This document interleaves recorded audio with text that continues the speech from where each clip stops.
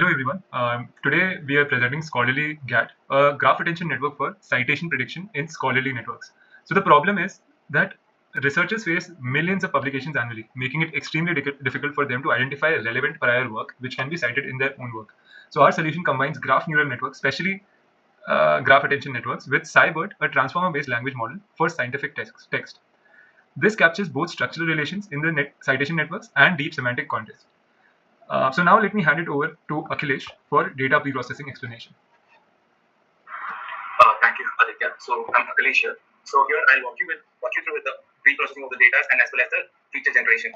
So initially, the data set has been ingested from the Kaggle. So actually, the data set what we have collected is a JSON file. So the main purpose of this actually is to pre-process the data. Means so here the data set what we have got has got few details which we are trying to separate it as nodes and edges. So in the nodes, so we are trying to put the attributes like paper IDs, years, title, and abstract. And apart from that, in the edges, we are trying to add the paper IDs and references that is in the dataset. So once this we are separating, so we are saving it as this is actually in the form of JSON. So I'm converting this into the data frame. Once this data frame pre-processing has been done, I'm converting this into the CSV file. So which is having the both nodes and edges. So apart from that, I'm doing some feature generation works. So in feature generation, so the main work is actually to convert whatever the things we have, that is the text we have taken. So especially the titles and the extract. So we're trying to convert that into the embeddings. So here, the data that I have taken. So initially I'll load the data.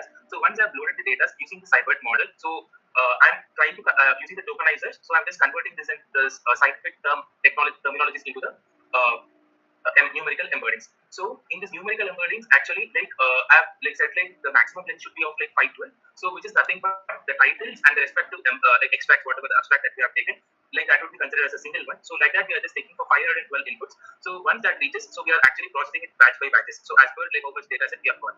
So and then there is another thing called class embeddings, which will have the summary of each extract. So this will actually store the summary, and then in this we are storing it as node feature file. So before getting into the next step, that is training the data. So before we are going for the checkings. So the checking that includes first we'll check whether the file is existing. So then we are going whether the nodes are correctly getting loaded and the edges are correctly getting loaded, and then the year column that is based on the year. So we are doing some testing. So whether it is present, and apart from that, we are also testing it for whether the temporal split is happening correctly. And so these are some kind of checks that we are doing. And we are at the end we are printing the data health check has been completed. So I'm handing over now to Aditya for training it. Yeah, thank you so much, Akhilesh. So I'll first go over the model.py file. So our model has here two components. First is the GAT encoder. So here we are just taking the 768 dimensional SciBERT embeddings as input and then passing them through two GAT convolutional layers, as you can see here. So the first layer uses 8 attention heads with 256 hidden dimensions. Multiple heads let the model capture diverse relationship types. So the second layer averages to produce final 256 dimensional embeddings. So we apply a 60% dropout in both the layers to prevent overfitting. So now talking about the forward method here, in the forward parse, input features go through the first GAT layer with LU activation, dropout, and then the second layer returning graph-aware embeddings. The key innovation is attention. Each node learns to weight its neighbors differently. The GAT assigns attention coefficient alpha ij, so node I knows which citation from the neighboring node j are most important. So this is perfect for citation networks where influence varies differently depending on which node you are standing on and what are your nearest neighbors. Now talking about the link predictor class here. So link predictor is an MLP that predicts citation likelihood between two papers. So essentially what we are doing is we are concatenating source and destination node embeddings. That's why the input here is double, as you can see the input channel into 2, and we pass it through a linear layer, ReLU, then we face a 50% dropout, and then we output a single score. Now, so given node embedding Z and edges to predict, we index the source and destination embeddings, concatenate them, pass through, and then pass them through the MLP. So the output logit, so the output that we are receiving here, the logit, it feeds into the binary cross entropy loss to predict a citation should exist or not. So this is something that we'll cover in the training process just about now. So now moving over to the training part of things. So here, so focusing on the configuration of our setup. So very importantly, I'll just quickly show you what hyperparameters we are using. So the configuration is very important. So so the training year that we are using is we are training on less than 2617 data. We are validating on 2080, and then we are testing on 2019. So this simulates a real world prediction of future citations where we are using Adam optimizer, learning rate of 0.001, and then we are training it for max 10 epochs. So what happened here is it's max 10 epochs. Essentially, we only trained it for 4 epochs because we noticed that the validation score was getting lowered after the third validation. So that implied that we are overfitting the model. Yeah. So now talking about the batch size. So like the class link neighbor loader has has a batch size of 220, 200, 2048, and we are sampling 30 and 20 neighbors. With millions of nodes, we can't fit everything in the memory. So this samples local subgraphs for each batch. Now talking about the training loop. So the training loop is very interesting. So here the train epoch function. So yeah, so for each batch, we pass the subgraph through the GAT encoder to get embeddings Z, and then through the link prediction, and then through the link predictor, we send it for logits. The loader auto generates negative samples, which are the non-existing edges. So the model learns to distinguish between real citations. And now, yeah, so here we are also in the law in line number 170. We are computing the binary cross entropy loss, and then we are back propagating and then updating the weights accordingly of how we are getting the results.